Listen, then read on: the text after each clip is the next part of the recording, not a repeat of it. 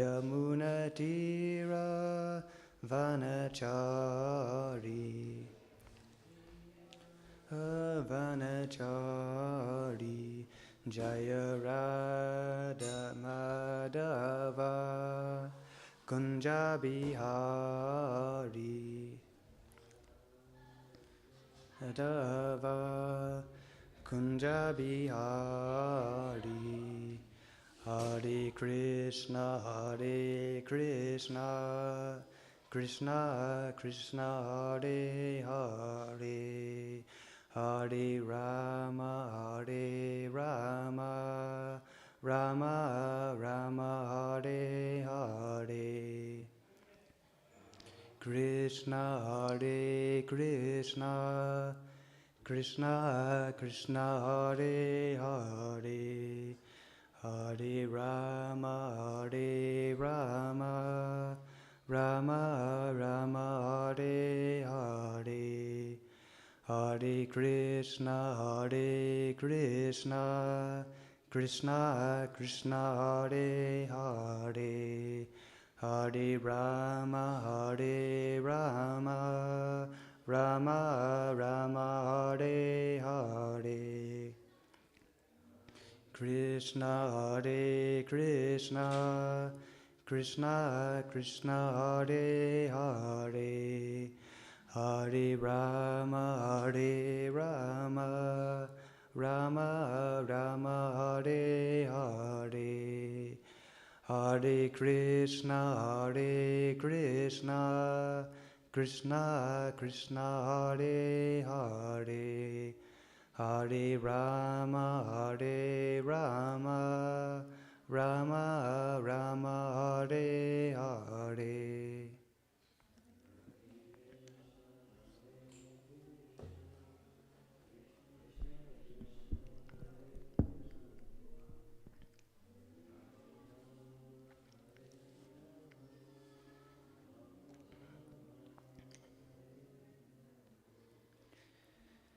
Okay, so thank you very much.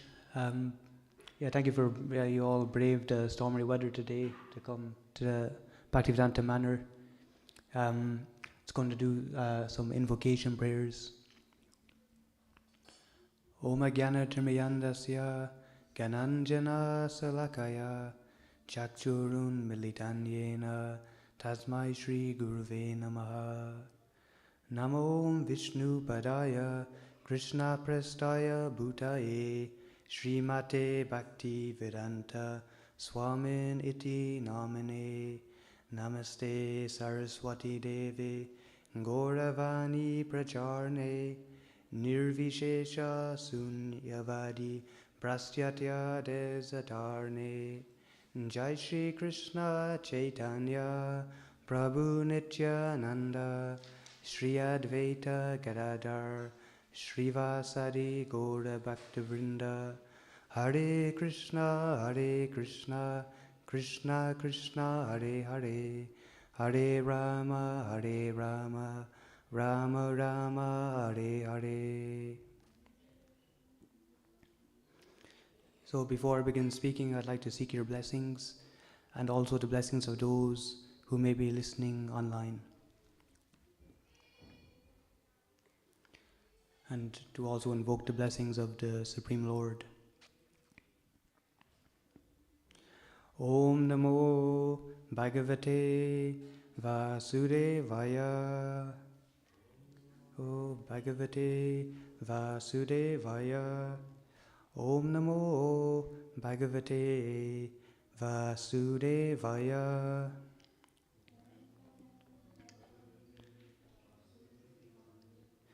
Om Namo Bhagavate Vasudevaya.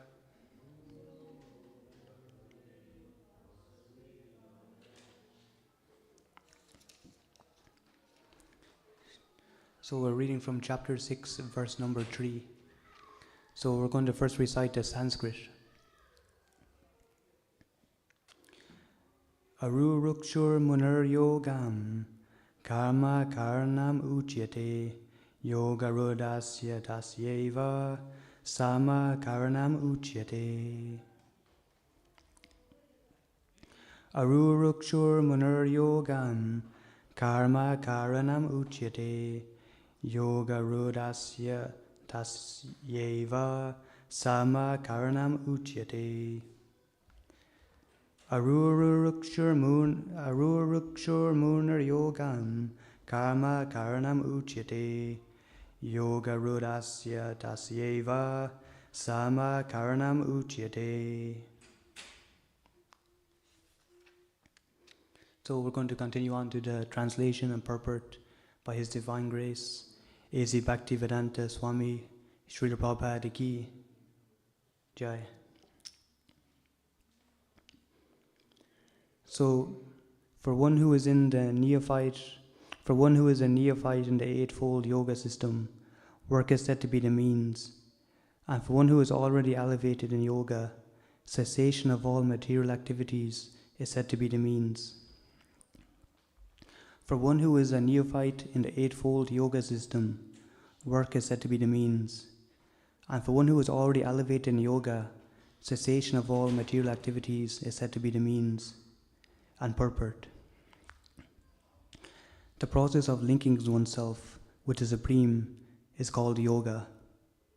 It may be compared to a ladder for attaining the topmost spiritual realization. This ladder begins from the lowest material condition of the living entity and rises up to the perfect self-realization and pure spiritual life.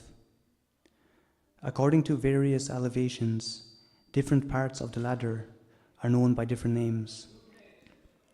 But all in all, the complete ladder is called yoga and may be divided into three parts, namely Jnana Yoga, Dhyana Yoga, and Bhakti Yoga.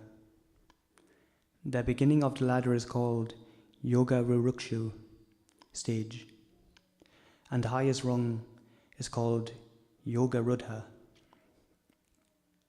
Concerning the Eightfold Yoga system, attempts in the beginning to enter into meditation through regulative principles of life and practice of different sitting postures, and in brackets, which are more or less bodily exercises, are considered fruit of material activities.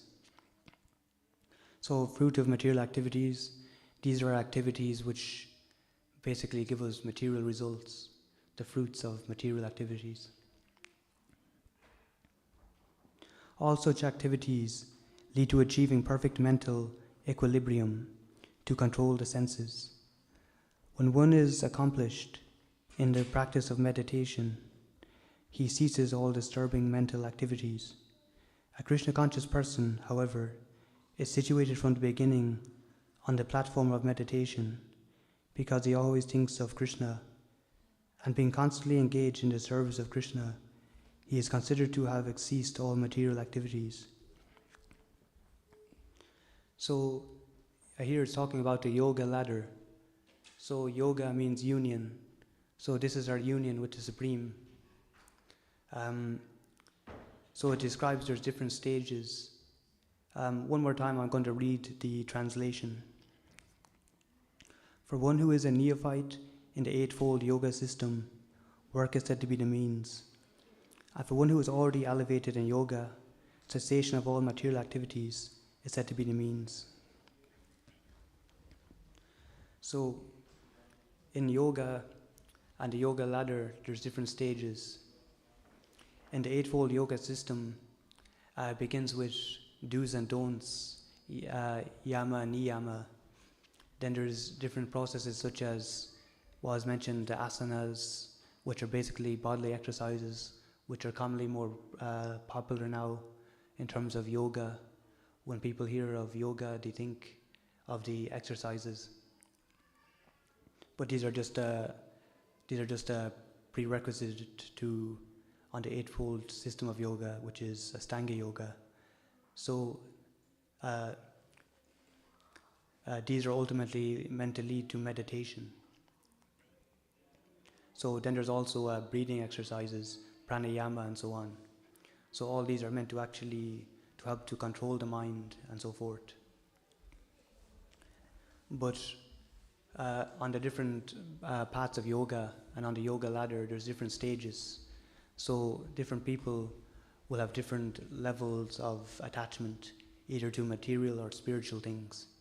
So in the yoga ladder, first of all, before we come to the yoga ladder, there's those who are not on the yoga ladder, and they're described as those who are not law-abiding. They don't abide by the laws of Vedic culture. Then there's those who are on the yoga ladder. So the first ones of these, they are called the karma kandis.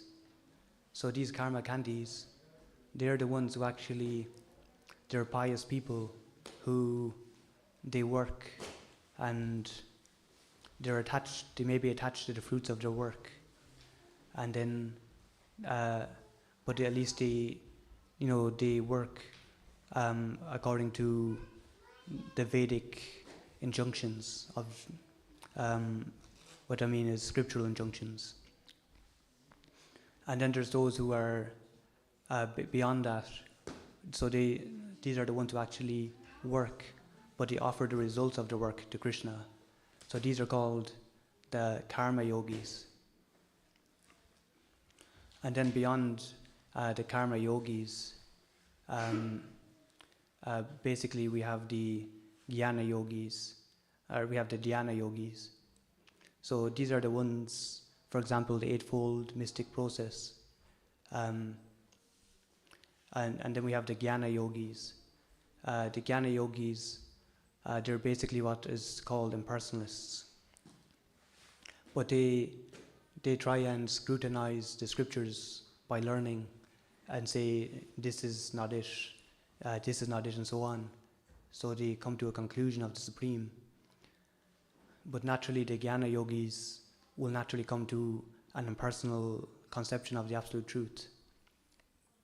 So they won't see God as a person, they'll see God as an energy, and so on. And then after that, there is the topmost is the Bhakti Yoga. So Bhakti Yoga is the devotional yoga, and basically this is the topmost rung of the yoga ladder. So it's said in the Bhagavad Gita in chapter 6, Yoginam api sarvesham madgatantar atmanaha Shraddhavan bhajate yomam se me yuktatamo mataha. So it says, out of all the yogis, to those who are constantly meditate on me all the time, and so on like that, constantly think of me within themselves, to them they're the most dear and are most intimately united with me in yoga. So this is Krishna's statement that the Bhakti yogis, they're the ones who are most dear to him. So even in the eightfold process, it's a very long and arduous process, and it can take many times, many practice, a lot of practice, and many lifetimes. And one who actually gets to the stage of meditation, even when they get to meditate, that can take many lifetimes also.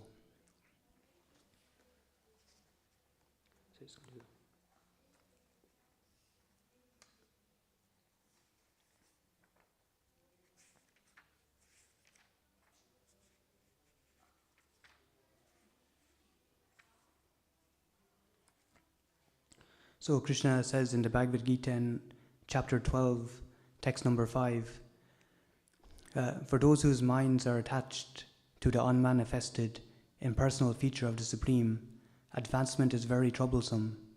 To make progress in that discipline is always difficult for those who are embodied. So these are speaking about the jnana yogis, and basically even those on the eightfold process of yoga, they generally have an impersonal conception. But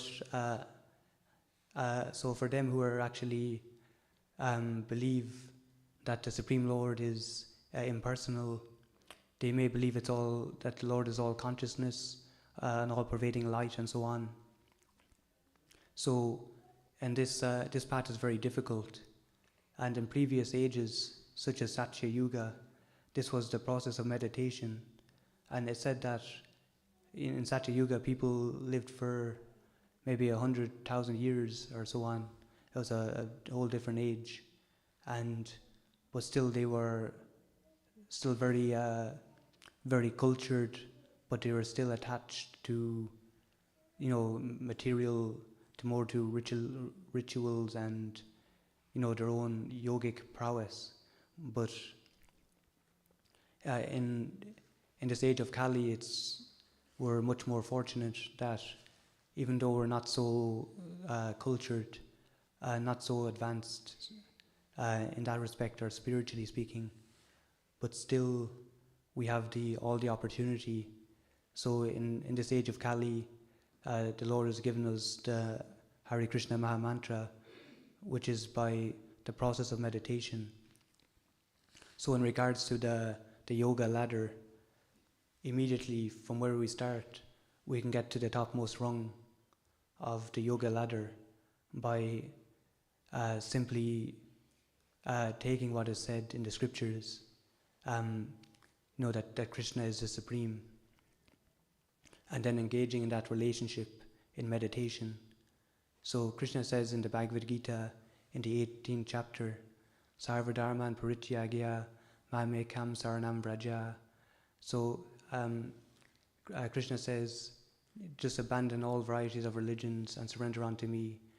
I shall deliver you from all sinful reactions. Do not fear. So this is Krishna's statement.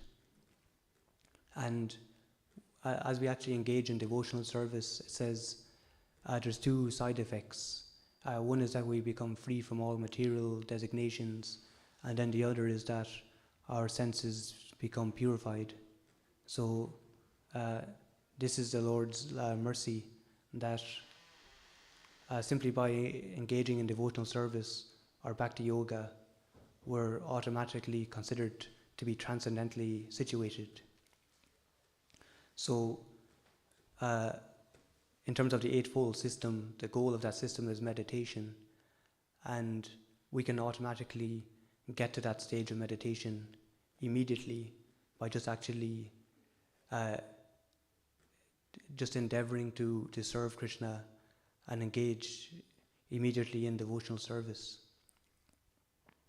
So Krishna says, whatever you do, whatever you eat, whatever you offer or give away, or whatever sacrifices you perform, do that, O son of Kunti, as an offering unto me.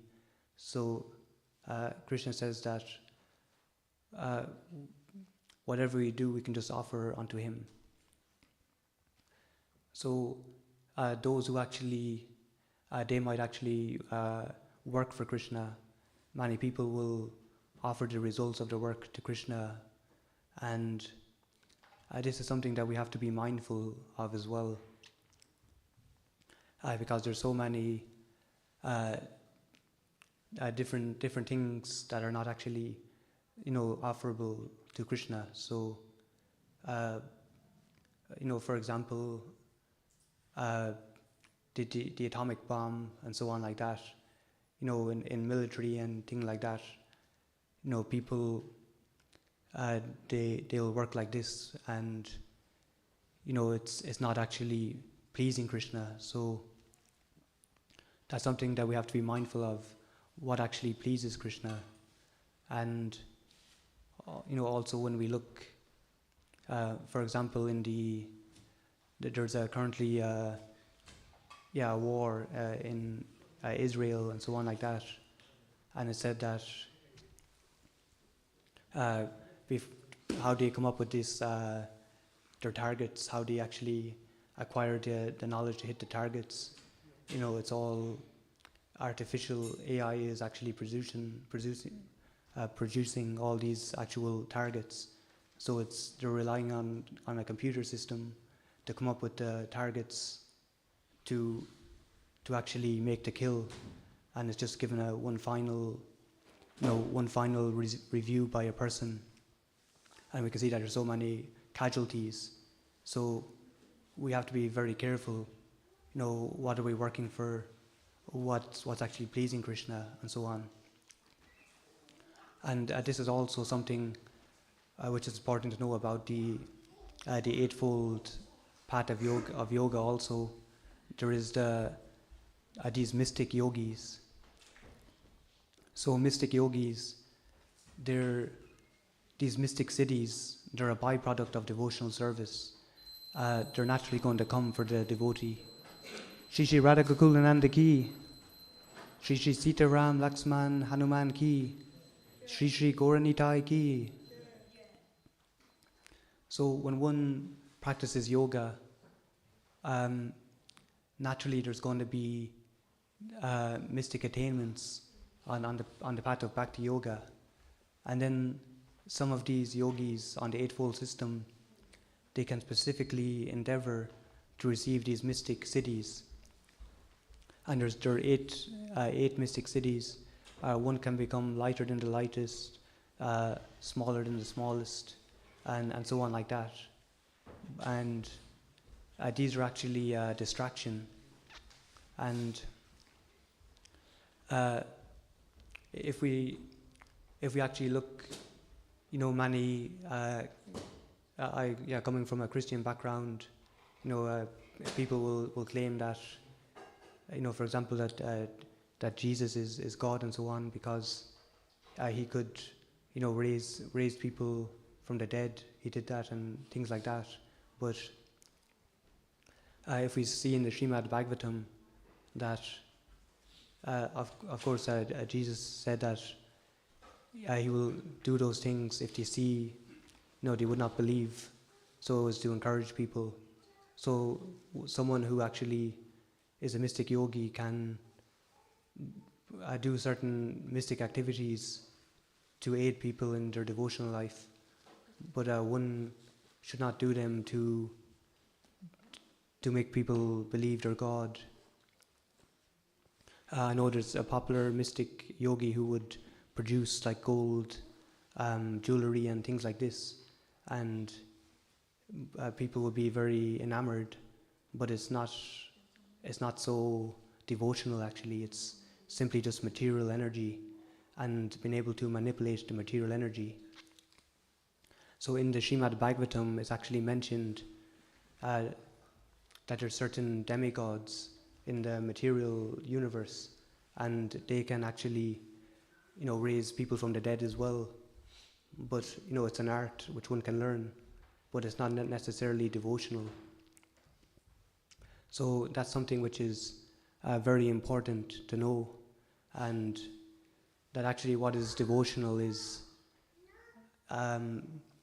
actually what's in the heart. It's our relationship with Krishna. So there's Sambandha, Abhideya and Prayojana. So first of all, we have to establish our relationship. What is our position? So Sambandha is relationship, and we have a relationship with Krishna. And that's as an eternal servitor, that we never become one with Krishna. We're always a servitor, and that's where we're eternally going to be happy. And then there's Abhideya, which is actually the process. And then the goal of that is Prayojana, which is to attain love, that love for Krishna, love for God. So, these are different things to consider in terms of actually working for Krishna, and what does it entail, devotional life. It's not to get sidetracked, and to always be conscious of what will actually please Krishna. So if we think about, for example, even working in a shop and so on, selling meat and alcohol and all these things. So these are not things which Krishna accepts. So they're not going to be pleasing to Krishna and so on. So this is something which is, very important to always be conscious of.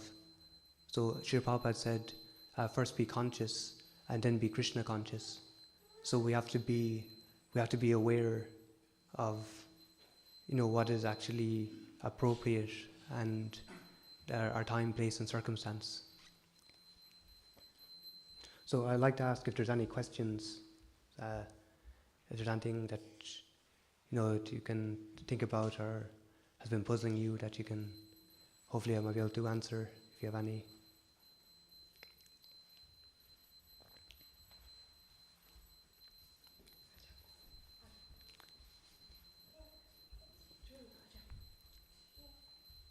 Okay, so just to speak a bit more about the process of Krishna consciousness. So the process actually is that, in terms of as I mentioned, in terms of the actual yoga system, immediately we can become engaged in devotional service, and that's the process by actually doing things to actually please Krishna, and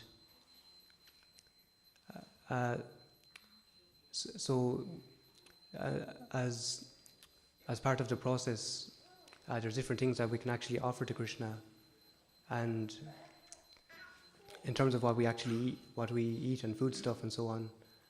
So naturally, when we take life, we have to take life to keep the body maintained. So it's the nature of the material world that one living entity is food for another, and unfortunately that's the design of the material world. The material world is it's a place which is imperfect, but it's perfectly imperfect in that sense, that it's designed to be imperfect, so that we can actually not get too comfortable here. So this material world it's not a nice place actually, and Sri Prabhupada would say that this material world, it's no fit place for a gentleman. So we would naturally become dissatisfied in the material world when the more conscious we become that the material world, it's a place of tribulation and constant disasters which are not very pleasing, and to take shelter of Krishna, we can see that all these different trials and tribulations in the material world, they're actually meant for our growth. So when we think about karma, we have these questions, why do bad things happen to good people, and so on like that. It's true that the laws of karma are very stringent, but the nature of this material world is meant to mold us and to help us grow and become more conscious. So when one takes the path of devotional service, the karma is not just action and reaction anymore. The karma is completely tailor-made by Krishna. So our karma will completely change, but we still might suffer just as much as someone else. The same tribulations of the material world. And the tribulations of the material world are threefold. They are tribulations of the body and the mind, tribulations caused by other living entities, and then tribulations by material nature, which is the demigods, such as rain, drought, natural disasters, and so on. But when we speak about food stuff, naturally, if we kill animals, when we kill even plant life, that killing is involved. So Krishna says in the Bhagavad Gita, if one eats this stuff without offering it to Krishna, we ultimately verily sin. So we're immediately implicated in sinful activities. And so in the path of Krishna consciousness, we can actually Krishna says what we can offer to him, and these are basically, milk, vegetables, grains, and so on. There's a list, and when we actually offer them with love and devotion, it's a reciprocation. So Krishna he's all opulent. His name is Krishna, means all attractive, and to be all attractive, one has to be the most opulent. So Krishna has all 6 opulences, and so he's fully renounced, complete in knowledge, all powerful, and so on, and all wealthy as well. So Krishna doesn't need anything. He's Atma Ram. He's completely satisfied, and if we actually, we can say, what can we offer to Krishna? So Krishna, he doesn't mind, what we actually, he's not going to be pleased what we give him or not, but all he's looking at is the love and devotion. That's what he really wants, and this is a way of reciprocation. So Krishna is very merciful that he can free us from all sinful reactions. And this is likewise with work life, with everything. Krishna says, just do it as an offering unto me. So this is what Krishna wants. And that Krishna can, he can completely free us from all material distress, but that's not it's not our goal. And there is this story from the Mahabharata by where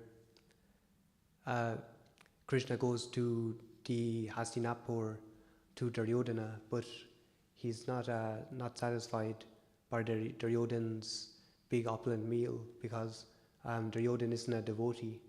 And then he goes to the house of his devotee, and the devotee Vidura and his wife, and basically the wife is a devotee of Krishna, and she's all very flustered. This is Krishna, my the life and soul, right here. And so then all she has is bananas to offer to Krishna. So she peels the bananas, and then she, in her hesitation, she hands Krishna the banana peels instead of the banana. So then Krishna is so joyous, and then he immediately eats the banana skins, the peels, and he says, "Oh, thank you so much. I'm so satisfied now." And so this is the story that if we actually do our best in love and devotion, that's all that Krishna wants, actually. And for example, even our insignificant offerings, some people, they offer Ganges water back to the Ganges and so on, like that. So it's not about the actual the process, but it's the actual the devotion that matters. So that's something to be very mindful of, that all these different rules and regulations, the golden one is to actually, it says in the Puranas, to always remember Krishna and to never forget him, so that all other rules and regulations are subservient to that one.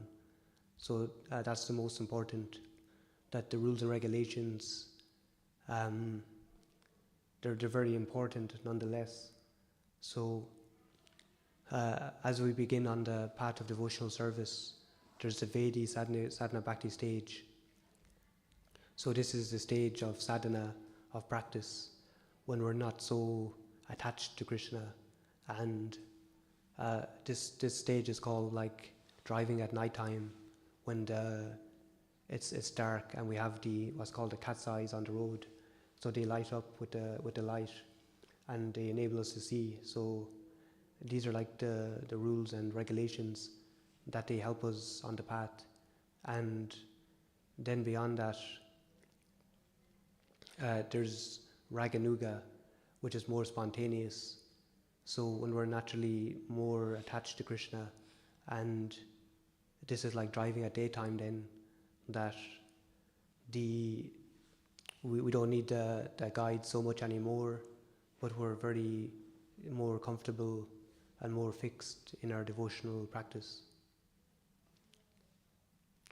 So I'd like to ask if there are any questions. Yeah. Okay, so thank you very much. That will end today's Bhagavad Gita class, and we have Bhagavad Gita class every day, so around 6 o'clock. So yeah, feel free to come, and thanks for coming today and braving the stormy weather. And we'll have Gaura Arati at 7 o'clock. So, Bhagavad Gita Ki, Sri Prabhupada Ki, all glories to simple devotees. Hare Krishna.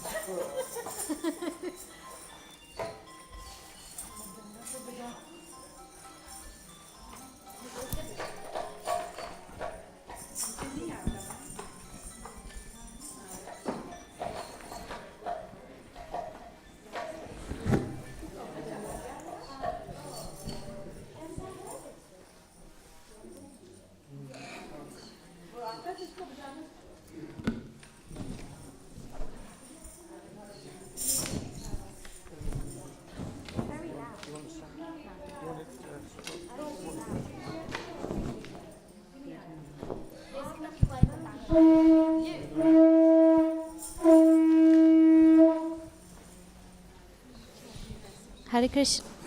Oh, take you. Hare Krishna, everybody. If you could stand up for Aarti, please. Shri Shri Radha Gokulananda ki. Shri Shri Sita Ram Lakshman Hanuman ki. Shri Shri Gauranitaya ki.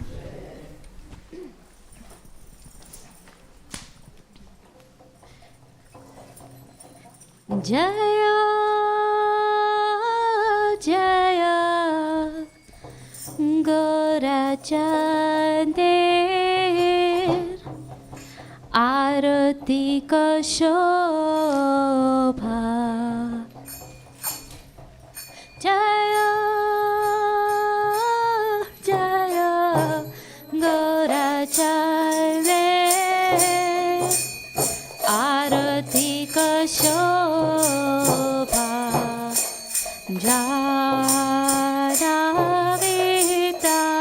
Tamane Jagamanalobha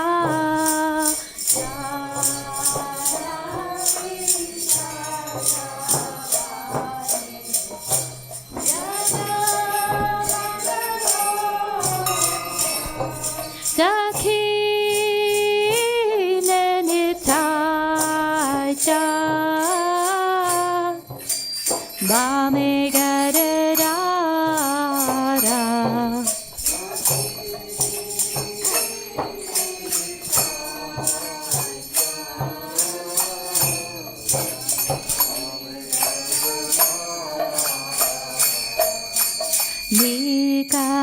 Nikateya Tvaita Shrini Vasa Chatradhara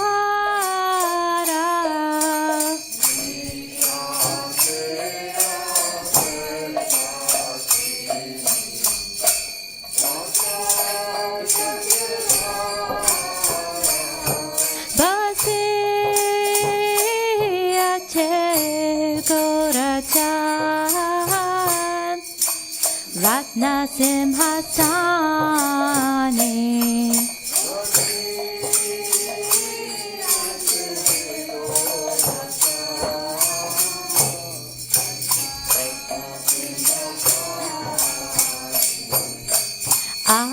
Arati Korena Brahma Adi Devadane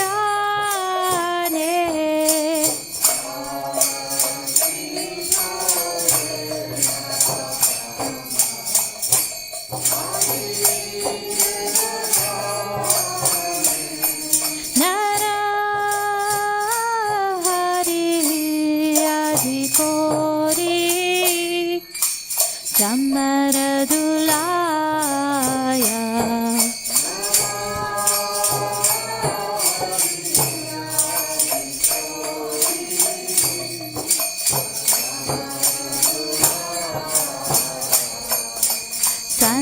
Sanjaya Mukunda Vasu Gosarikaya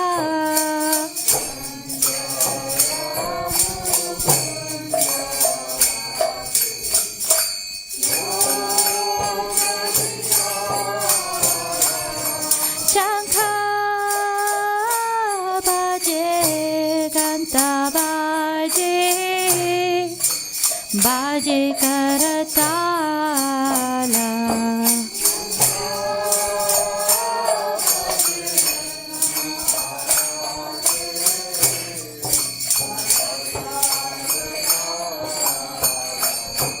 Sankha baje ganta baje baje karatala.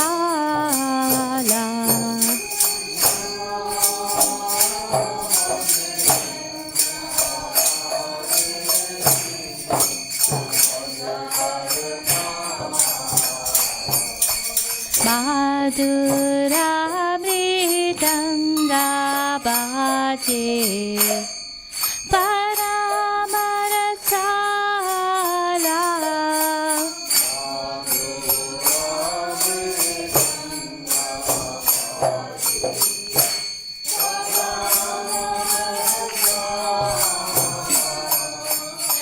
Madhura mridanga baje paramarasala.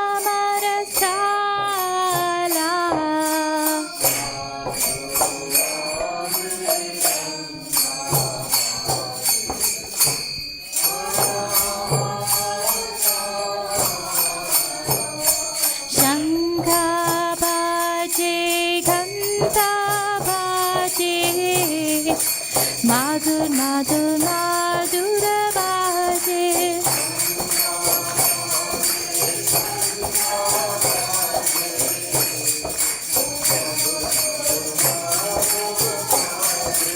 Shankha baje ghanta baje madhur madhur madhura baje.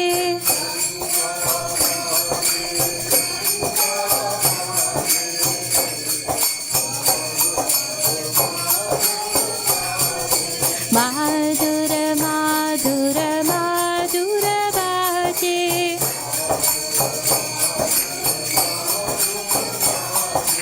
madhura madhura madhura baje.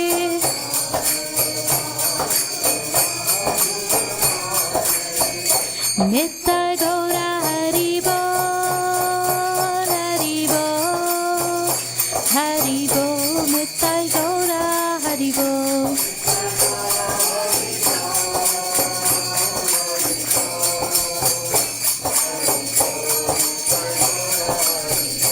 Nitya Gaura Hari Bol Hari Bol Hari Bol Nitya Gaura Hari Bol.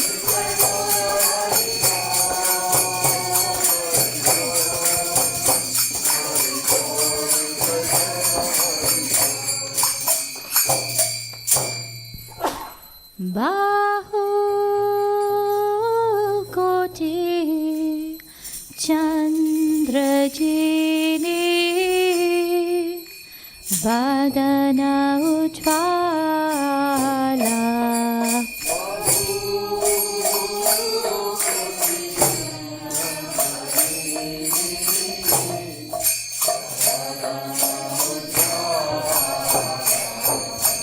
Gala desi banamala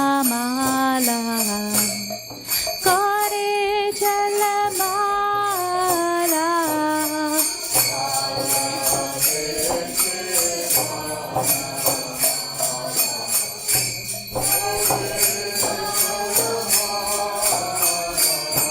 Seva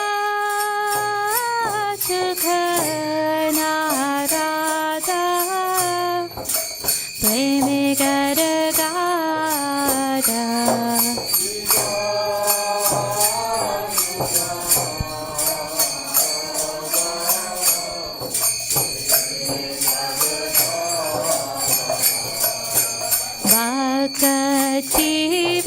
Bhaktivedanta dekhe gora rasampada.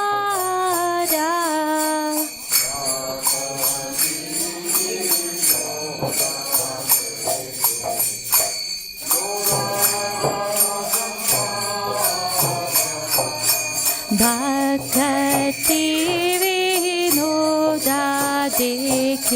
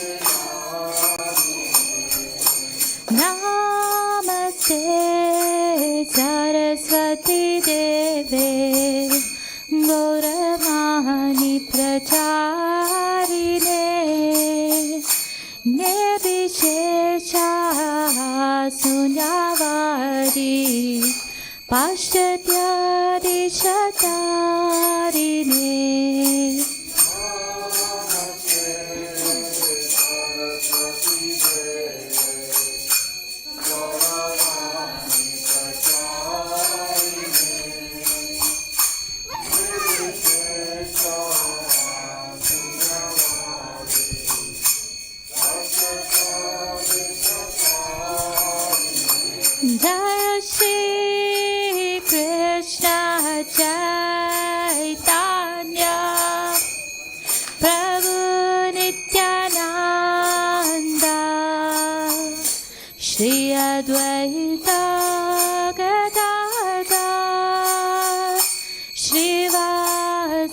Sari Gaur Bhaktivedanta.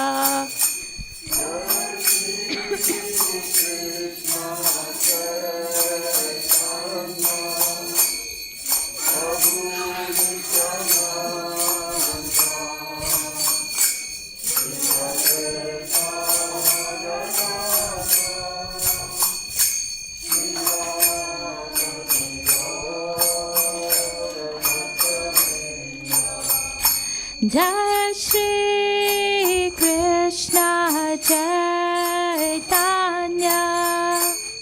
Prabhu Nityananda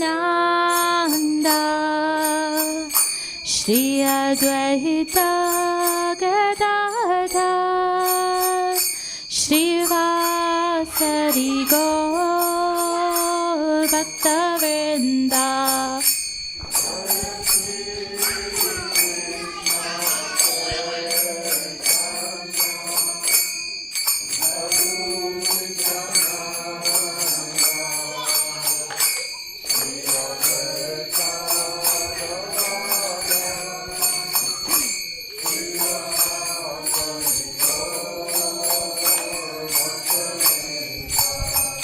Jai Shri Krishna Chaitanya Prabhu Nityananda Shri Advaita Gadadhar Shri Vasari